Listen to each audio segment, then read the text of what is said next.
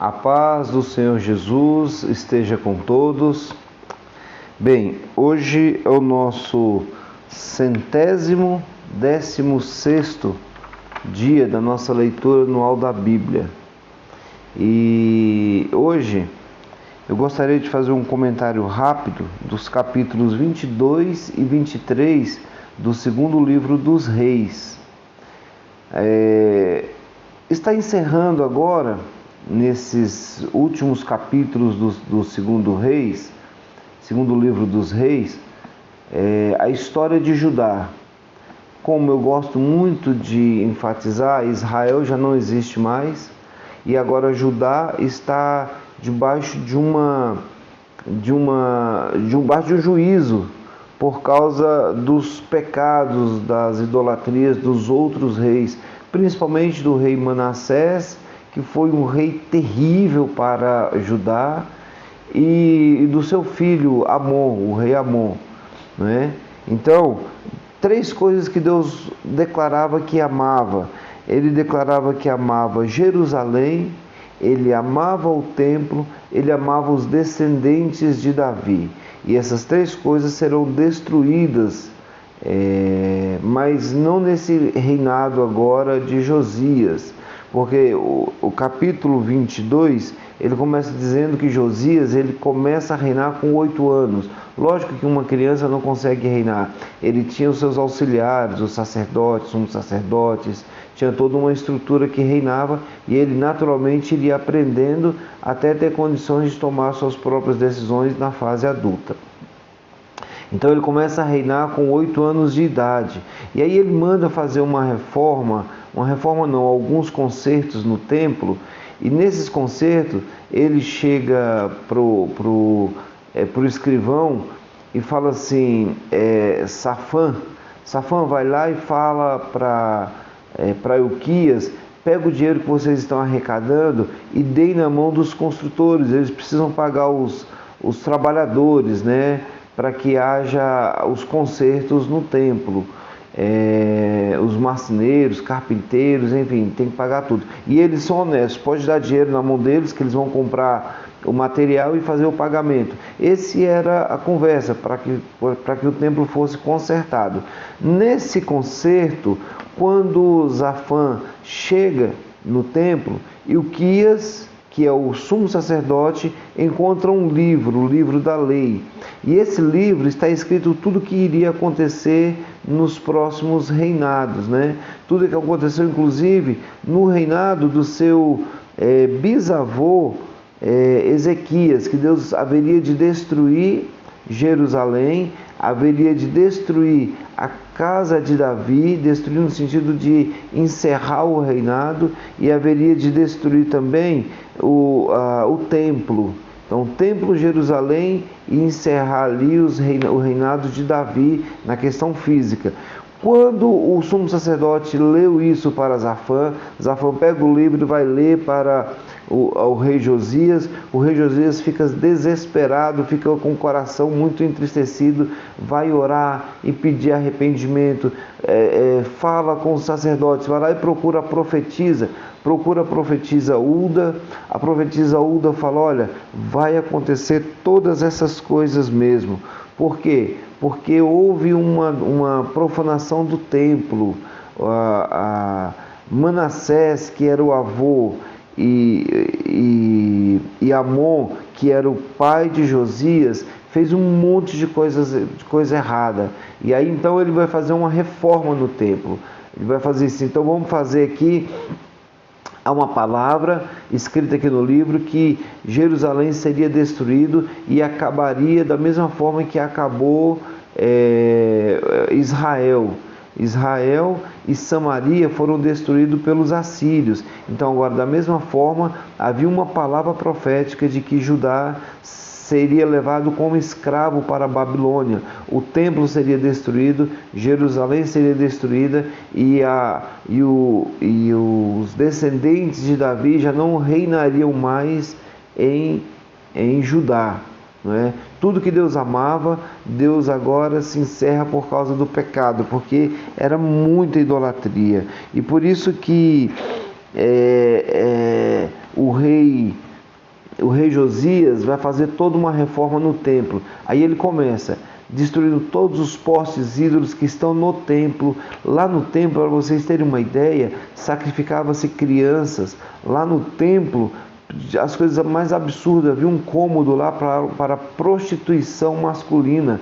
Os homens ficavam se prostituindo, homem com homem, era uma bagunça terrível dentro do templo. Dentro do templo, o pai de Josias, no caso o avô de Josias, Manassés, ele trouxe todo tipo de pecado, todo tipo de idolatria. E Manassés resolve arrancar tudo isso fora.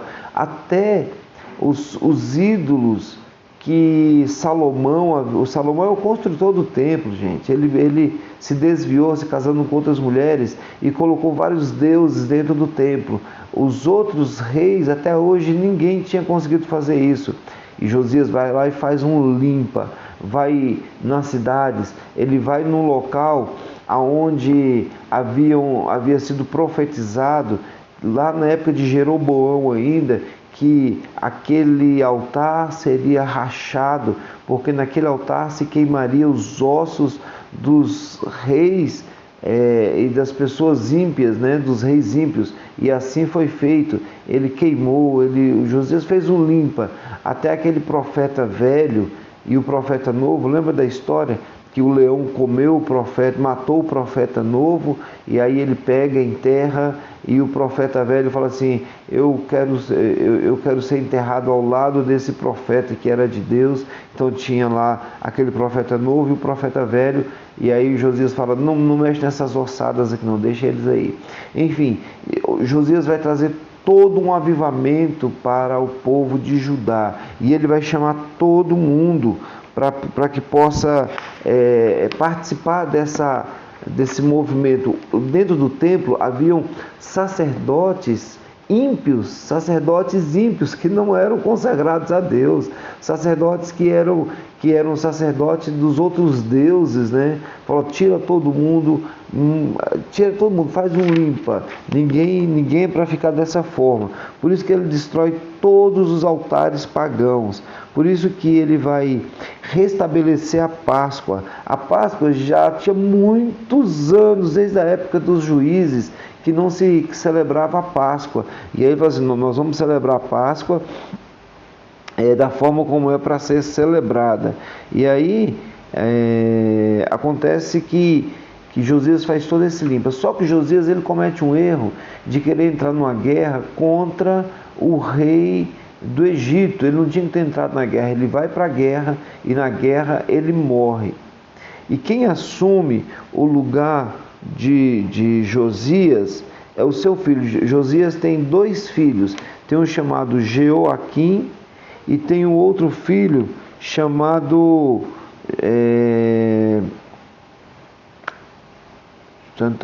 como é que é o nome do outro filho dele? Já eu lembro.